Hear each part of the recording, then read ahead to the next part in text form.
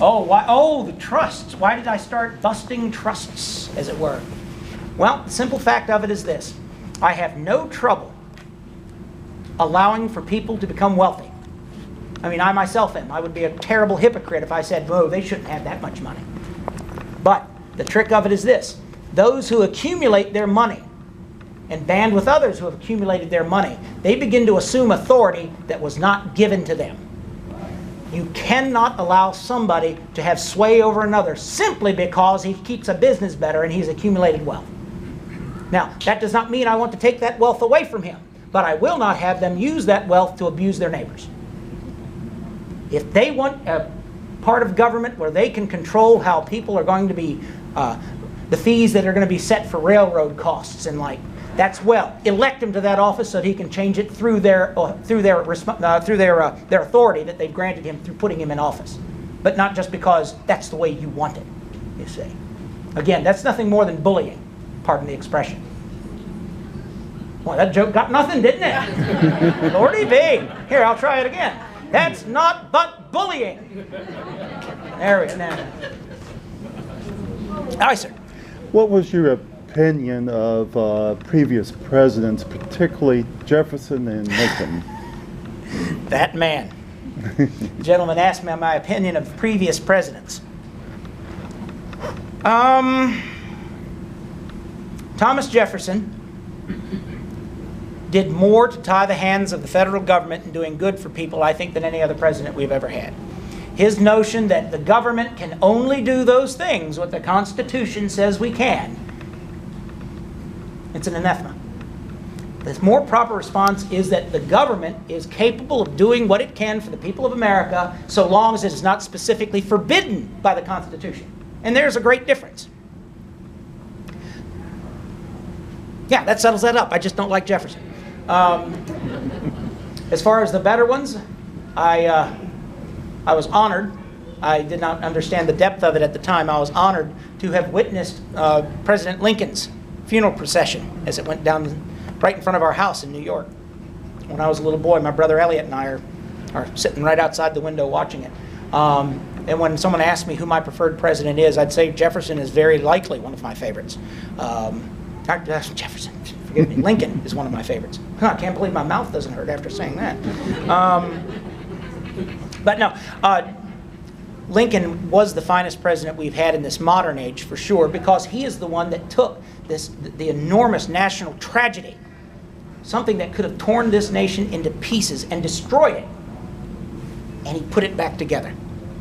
The only difficulty I have is that later his successor did not have the charitable Christian notion on the treatment of the previous combatants and their loss. We had beaten them. Forgive me, I know this is Virginia, and I don't say that to gloat. It is a statement of historical fact. We had defeated the Confederacy. General Lee himself said that we must start to heal these national wounds. We've lost. Now we are Americans all over again, though he was never given his citizenship back. But he said we must heal these wounds. I was of that mind. So I would say that if Lincoln had lived, we would not be suffering a lot of the great troubles we have now, particularly from what some have called the colonization of the South by Northern interests because of Reconstruction. So I would say that if I lament anyone's prenatural passing, it would be Lincoln because of the great reverence I have for him. But there are other great ones as well. One last question, yes? Yeah, to follow up with both the trust busting kind of I believe you did one of the first major consumer protection legislation. Oh, with the beef. Yes, the beef and the patent medicines and all that. Yes, yes. He asked me about the consumer protection methods that have been taken by the federal government. Where do you feel the government belongs in the area of consumer protection? Where does the government belong in the area of consumer protection?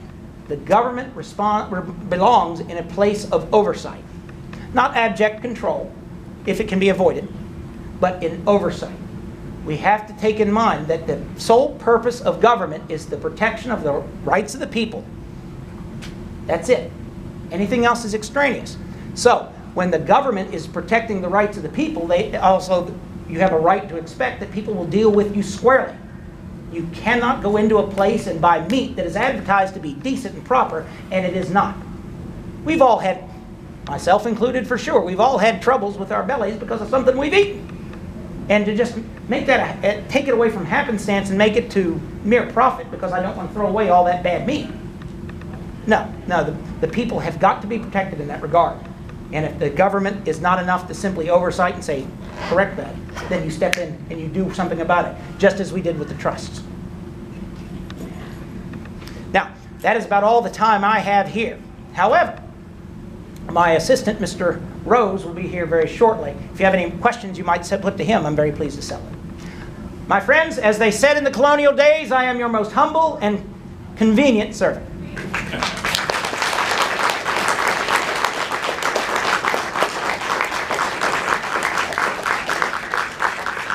So, here we are. I'm Bill Rose. Thank you all for joining me this afternoon. Not Bill Roosevelt, Bill Roosevelt. But no, what we can do, if y'all have any further questions, modern things like that, we can go ahead and raise them up. We'll go ahead and step outside, and if you'd like to take pictures or anything, we can do that as well. Does that sound good? All right, let's go outside.